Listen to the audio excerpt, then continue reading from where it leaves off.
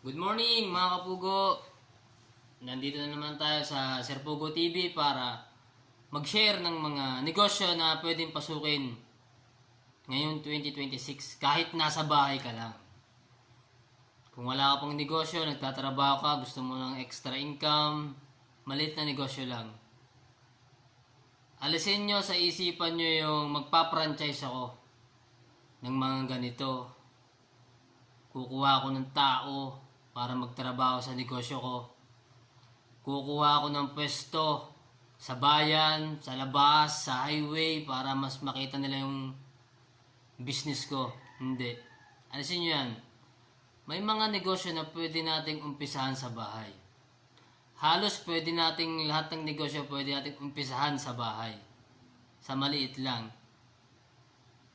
Pwede tayong mamili sa produkto o serbisyo. Ano bang negosyo hindi pwedeng gawin sa bahay? Ospital, punerarya. Medyo mahirap yan. Mahirap gawin sa bahay yan. Punerarya o saan mo ilalagay yung mga gagawin mo. Di ba? Kaya, umpisa tayo sa maliit ngayon 2026. Kung hindi mo umpisahan ngayon, kailan mo umpisahan? Mamili ka, serbisyo o produkto. Meron akong top 6 na negosyo pwedeng pasukin ngayon. Medyo weirdo yung iba. Ewan ko, sa iba. Sa iba top 5, akin top 6. Kasi ito yung alam kong negosyo. Pinaghalo ko yung serbisyo at saka produkto. Una, sigurado may printer ka sa bahay. Ginagamit yan ng pamilya mo. Sa printer may kasama na yung Xerox machine. Yan, di ba? Pwede mong pasukin yung printing and Xerox. Pwede kang mag-post sa labas ng bahay nyo, sa gate nyo na may printing dito sa bahay at may Xerox din. Ngayong pasukan, ng mga bata may mga projects yan na piniprint. High school, college. May sine-Xerox. Isa sa pwedeng pasukin ng printing and Xerox sa bahay. Kung may printer ka. Pangalawa, GCash, Wi-Fi, cellphone, panglaman sa GCash. Sigurado, hindi naman malaki yung kailangan mong ilaman eh. Alam mo kung bakit? Maganda yung GCash. Sa panahon ngayon, ang daming nagsusugal gamit ang GCash. Dinadaanan ng pera ang GCash sa sugal. Online sabong. Tapos yung iba't ibang uri pa ng gambling dyan sa cellphone. Sa GCash dumadaan yan. Kahit may 5 pang nag-GG ka sa inyong lugar, sigurado may magiging customer ka. Dahil yan, nauubos yan eh. Halimbawa, ang gustong ipa-GCash nung isa ay 5,000. 3,000 yung laman ng ibang tindahan. Yung iyon hindi pa nagagalaw. Saan pupunta yan? Sa'yo. Magkano ba isang transaction? 20 pesos. Diba? Ang laki na nun. Kaya pwede mong pasukin sa bayan. Medyo weird. Pero dahil sa sugal, yung GCash mo, papatok yan. Sure yan. Kailangan mo lang ng load.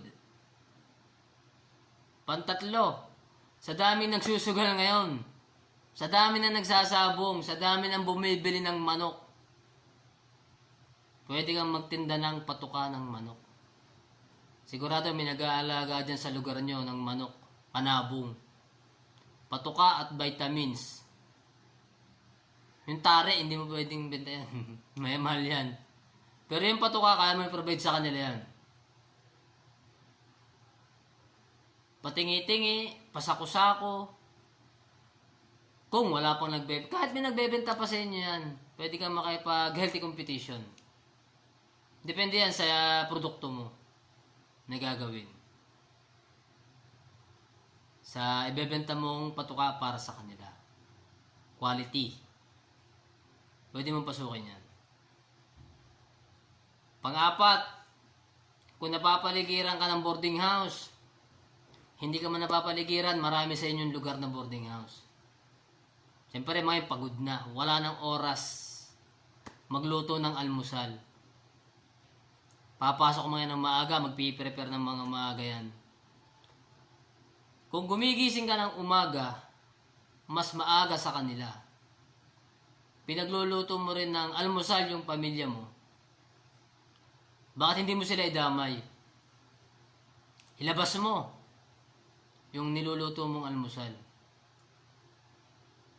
Pag nakita nila yan, sigurado bibili sa iyo yan. Dahil wala silang oras magluto eh. Papasok sa trabaho mga yan. Galing trabaho, pagod, tutulog, gigising, papasok ulit. Sa labas na sila bibili ng pagkain. O kung sa'yo dadaan yan, makakabenta ka. Sarapan mo lang. Siyempre, kailangan masarap. Laging kakaiba. Diba? Panglima, pulutan. O, ang nagiinom ngayon, hindi lang basta-basta namumulutan. Hindi na namumulutan ng chichirya. Sinasabi ko sa inyo yan. Lalo yung mga galing trabaho, pagod din yan. Gusto niyang uminom, pampakalma. Medyo weirdo, no? Pero, subukan mo magluto ng pulutan. Ang kakaibang pulutan. Sigurado mga sa bayan pa bumibili ng pulutan ng mga yan. Lalabas pa, tiyatamad na lumabas ang mga yan. Made to order. Huwag kang gagawa agad ng madami. Huwag kang gagawa. Made to order. Mag-ready ka lang ng kailangan mo. Bangus sisig. Yan. Chicken sisig. Yan ang mura-mura lang yan kaysa sa baboy. Tokwa. Yung mga mura lang na madaling gawin. Makapag-prepare ka na ng pulutan. Mamaya pag nag-inom uli yung mga yan, nagka-okasyon ng mga yan, o-order sa'yo yan. Sigurado yan. Gusto nang nagiinom ang masarap na pulutan. Pang-anim, merienda. Siyempre, yun po din, boarders, nagtatrabaho, naghahanap ng merienda ang mga yan. Alas 2, alas 3, naghahanap na ng merienda ang mga yan. Kaya, gumawa ka ng merienda na kakaiba, masarap, kahit hindi mura, basta masarap. At nagustuhan ng mga customers yan. Hahanapin nila yan. Kahit hindi araw-araw nila hanapin yan, hahanapin nila yan. Hindi mo kailangan ibaba yung presyo mo para mabenta lang. Kailangan masarap.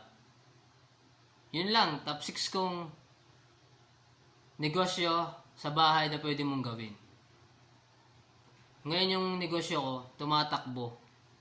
Pwede natin pag-usapan kung may magko-comment na pag-usapan. Yun lang, maraming salamat.